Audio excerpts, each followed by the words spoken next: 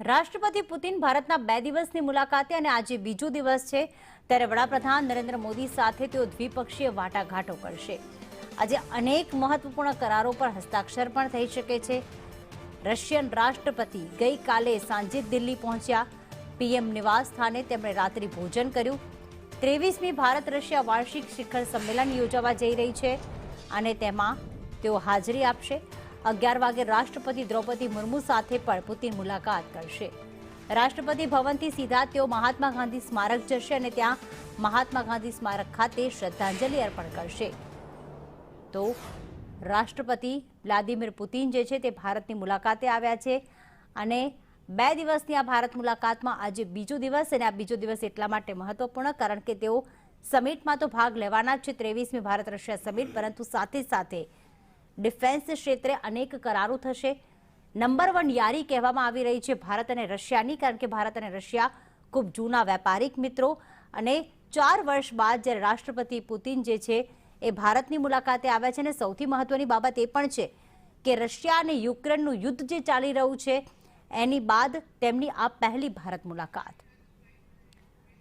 વધુ अपडेट साथ अजय यादव जुड़ाई गया है। अजय, बहुत ही आज महत्व का दिन है भारत के लिए, कौन से करार पे हस्ताक्षर हो सकते हैं और साथ ही आज राष्ट्रपति पुतिन और पीएम मोदी का क्या कार्यक्रम रहेगा?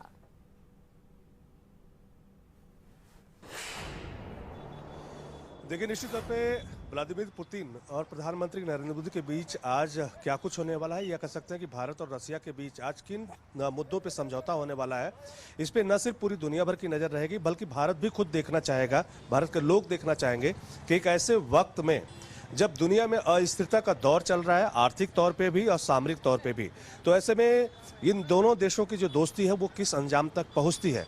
लेकिन आज कई सारे कार्यक्रम है, उसी कार्यक्रम से पहले अभी का क्या नज़ारा है उसको मैं दिखाना चाहूँगा। ये कर्तव्य पथ का इलाका है और आप देख सकते हैं कि जिधर भी आपकी नज़र जाएगी जितने भी लैंप पोस्ट आपको दिखाई देंगे भारत और रसिया का फ्लैग आपको दिखाई देगा। अमूमन को जब भी कोई राष्ट्राध्यक्ष आता है तो इसी तरह से उसकी अगवानी की जाती है और सामने आपको राष्ट्रपति भवन दिखाई दे रहा है। सुबह 11 बजे का कार्यक्रम है और पहले जो व्लादिमीर पुतिन है राष्ट्रपति भवन जाएंगे और वहां पर उनका स्वागत समारोह किया जाएगा। फिर उसके बाद वो महात्मा गांधी के समाधि स्थल राजघाट जाएंगे और फिर वहां से ये जो आपको कर्तव्य पथ दिखाई दे रहा है यहीं से चलते हुए आगे जहां पे आपको इंडिया गेट का हिस्सा दिखाई दे रहा है उसी के लेफ्ट हिस्से में हैदराबाद हाउस है और वहीं पर व्लादिमीर पुतिन और प्रधानमंत्री नरेंद्र मोदी दोनों राष्ट्राध्यक्षों के बीच बैठक होगी और वो तमाम सारे मुद्दों पे सहमति हो सकती है। उसमें मुख्य रूप से अगर बात करें तो भारत की तरफ से SU या कह सकते हैं Su-57 जिसको 5th जनरेशन का फाइटर जेट कहा जाता है, भारत की कोशिश होगी कि इस मुद्दे पे डील हो और साथ ही साथ S-400 का जो पूरा सिस्टम है उस पे भी भारत की उससे रसिया से बातचीत हो सकती है।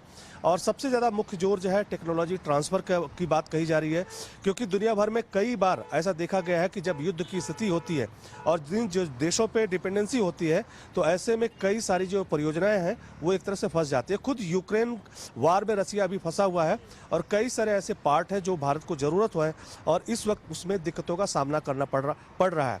तो भारत की कोशिश होगी कि टेक्नोलॉजी ट्रांसफ़र पे दोनों देशों के बीच सहमति हो। तो ऐसे ढेर सारे मुद्दे हैं, उसमें न सिर्फ ऊर्जा क्षेत्र में समझौते की बात है, स्पेस क्षेत्र में समझौते की बात है, लेकिन मुख्य रूप से डिफेंस क्षेत्र में भी समझौते की बात है। तो तमाम सारे मुद्दों पे हो सकता है कि भारत और रसिया के बीच सहमति बने और उसमें हस्ताक्षर किए जाएं।